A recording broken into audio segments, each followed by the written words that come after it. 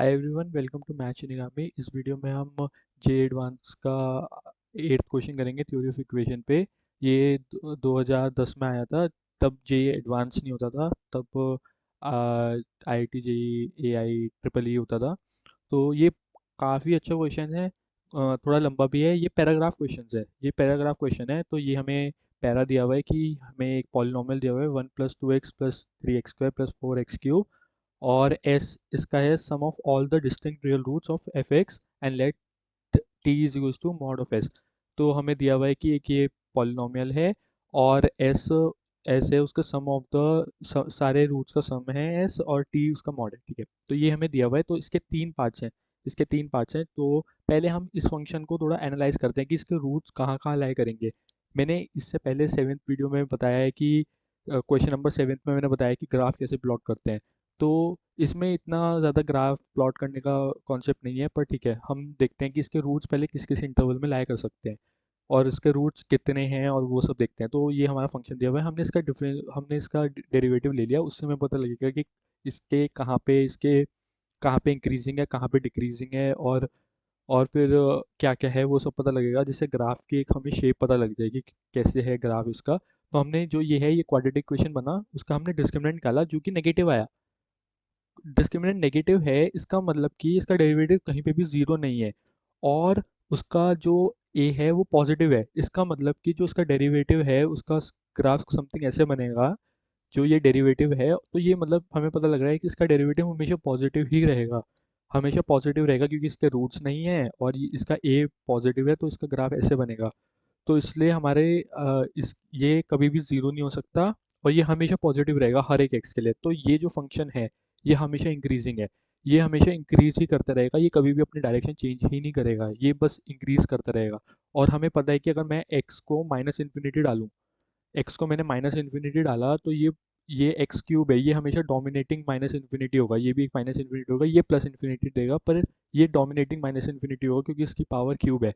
तो इसलिए मेरे को पता है कि माइनस इन्फिनिटी पे ये माइनस इन्फिनिटी देगा और ये बस इंक्रीज करता रहेगा। जीरो पे मेरे को वन दे रहा है, तो यहाँ इस पॉइंट से पास करेगा। एक दो पॉइंट निकाल लेते हैं। तो ये बस ऐसे ऐसे करके ये बढ़ता रहेगा और बढ़ता रहेगा और बढ़ता ही रहेगा, क्योंकि प्लस इन्फिनिटी डालूंगा तो ये सब पॉजिटिव है, तो ये इन्फिनिटी जाएगा। तो मेरे को ये शेप पता लग गई इस ग्राफ की। तो इससे मेरे को क्या दिख रहा है, इसका सिर्फ एक ही रूट है। इसका सिर्फ एक ही रूट है। तो इसलिए एस जो होगा वो बस इस रूट की वैल्यू हो जाएगी। सम ऑफ द रूट क्या है इसका, जो ये अल्फा एक रूट होगा तो यही एस की वैल्यू हो जाएगी, और उसका बस मॉड ले लेंगे टी के लिए। T is equals to mod of alpha हो जाएगा। T bus mod of alpha हो जाएगा और एस हमारा एल्फा हो जाएगा।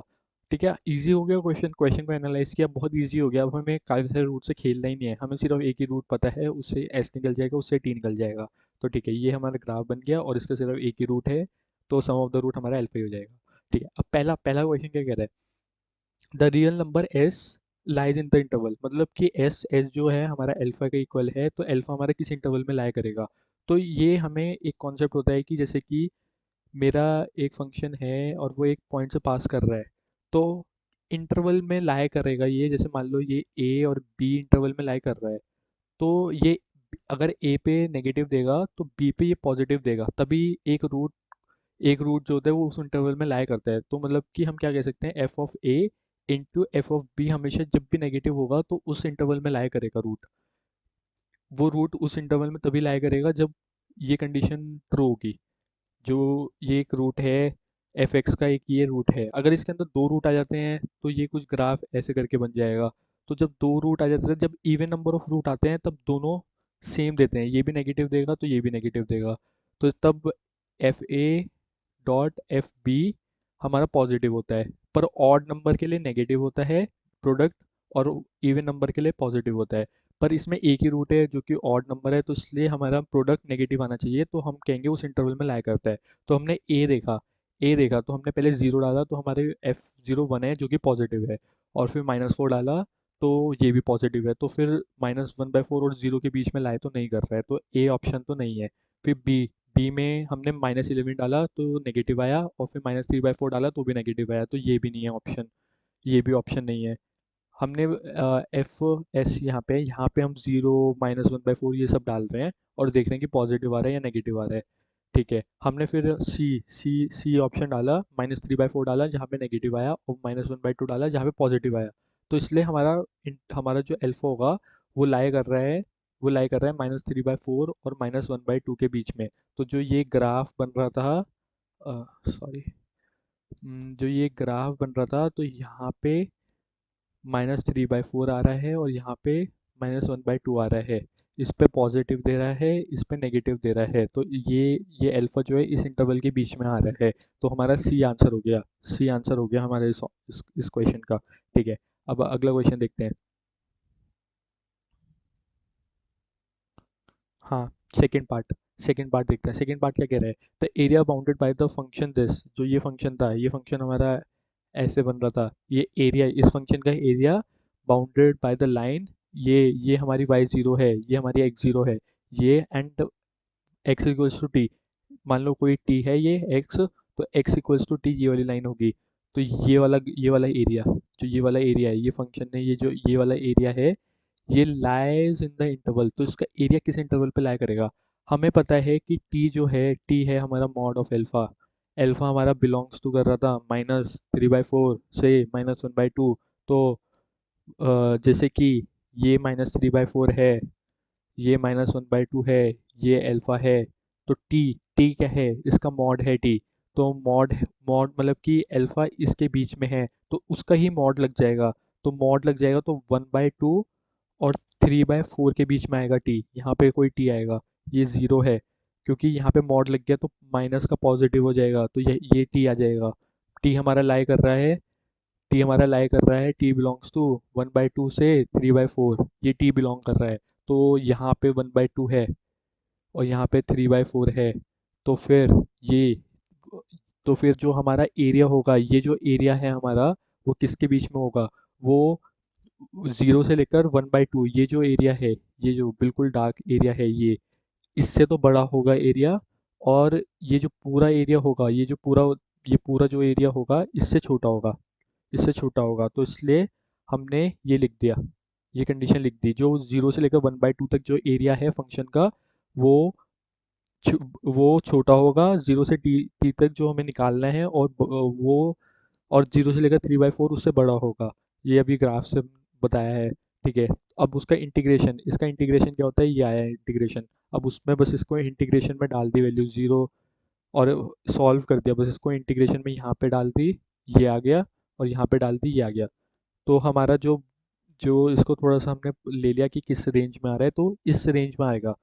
हमारा जो एरिया होगा, जो रिक्वायर्ड एरिया है, वो हमारा 0.94 और 2.07 इसके बीच में आएगा। अब ऑप्शन देखते हैं। अब ऑप्शन में पहला क्या है? पहला ऑप्शन है 3/4 और 3 के बीच में, इसके बीच में एरिया आता है। हमने इसको नंबर लाइन पे प्लॉट करके देखा। तो 3/4 होता है 0. ये है 3/4, ये 3/4 है।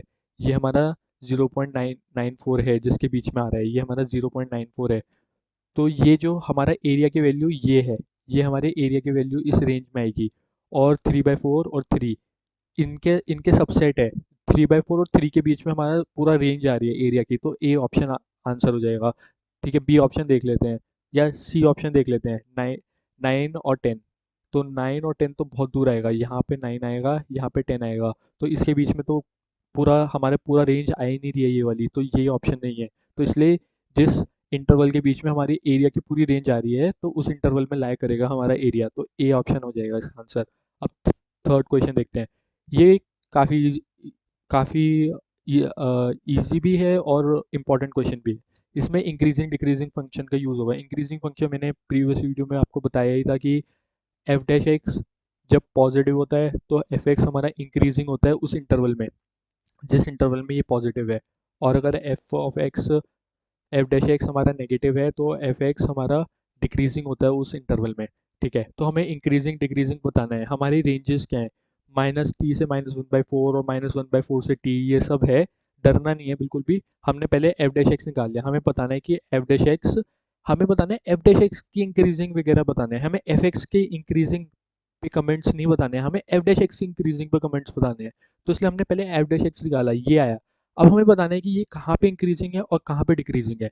तो हमने इसको ही एक फंक्शन ले लिया जी एक्स, जिससे कन्फ्यूजन ना हो। अब हम इसका डेरिवेटिव निकालेंगे, ये हमें क्योंकि इस फंक्शन को बताना है कि कहाँ पे इंक्रीजिंग है कहाँ पे डिक्रीजिंग है, तो हम इसका डेरिवेटिव निकालेंगे जो कि ये आया।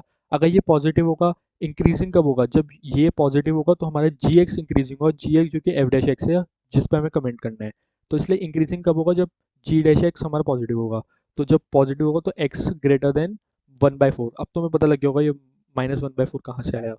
ये यहाँ से आया है। जब हमारा x -1/4 से बड़ा है तब इंक्रीजिंग फंक्शन है, और अगर छोटा है तो डिक्रीजिंग फंक्शन है। ठीक है। अब हमें पता है कि हमने नंबर लाइन पे प्लॉट कर लिया। हम हमें हमारे पे इंटरवल्स क्या है, -t है, -1/4 है, और 1/4 है। नहीं, 1/4 नहीं है, 1/4 नहीं है, माइनस ये सारी वैल्यूज के बीच में हमें कमेंट, ये तीन वैल्यू के बीच में हमें बताना है कि क्या है हमारा फंक्शन। ये -t, तो हमने -t, t और -1/4 प्लॉट कर लिया अपनी लंबर लाइन पे, जिससे कि हम बता पाएँ कि किस इंटरवल के बीच में हमारा इंक्रीजिंग है डिक्रीजिंग है। तो ये हमारा 1/4 है। इससे ज़्यादा पे इंक्रीजिंग है और इससे कम पे डिक्रीजिंग है, ये बात तो क्लियर होती है। ठीक है। अब हमारा जो t था, t हमारा बिलोंग्स टू 1/2 और 3/4 करता था, और -t हमारा फिर बिलोंग करेगा -3/4 और -1/2। ठीक है। तो ये -3/4 और -1/2 के बीच में कहीं पे t है, -t है, कोई भी हो सकता है यहाँ पे, ये कोई भी हो सकता है। तो हमने एक पॉइंट ले लिया, -t ये है, और जो t हो जाएगा वो बस इसके ऑपोजिट हो जाएगा, जो कि 1/2 और 3/4 के बीच में आएगा। ठीक है। अब हम ऑप्शंस देखते हैं। हमें ऑप्शंस में क्या बता रखा है कि इंक्रीजिंग इन -t और -1/4। ए ऑप्शन देखा तो -t ये है और -1/4 ये है, इसके बीच में फंक्शन क्या है, डिक्रीजिंग है। तो इसलिए ए ऑप्शन तो नहीं होगा। बी ऑप्शन देखते हैं। तो बी ऑप्शन क्या कहते हैं, माइनस माइनस टी और -1/4 के बीच में क्या है फंक्शन, -t और -1/4 के बीच में डिक्रीजिंग है। तो ये हमें डिक्रीजिंग दिया हुआ है, ये सही है, और इंक्रीजिंग है -1/4 से टी के बीच में।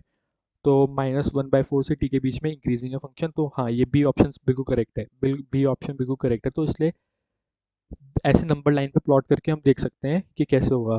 तो अच्छा क्वेश्चन था, इसमें काफ़ी सारे कॉन्सेप्ट्स यूज़ हो रहे हैं, इंक्रीजिंग फंक्शन, इक्वेशंस, सबके काफ़ी कॉन्सेप्ट्स यूज़ हो रहे हैं। तो ठीक है, अभी के लिए इतना ही। चलो फिर मिलते हैं, बाय।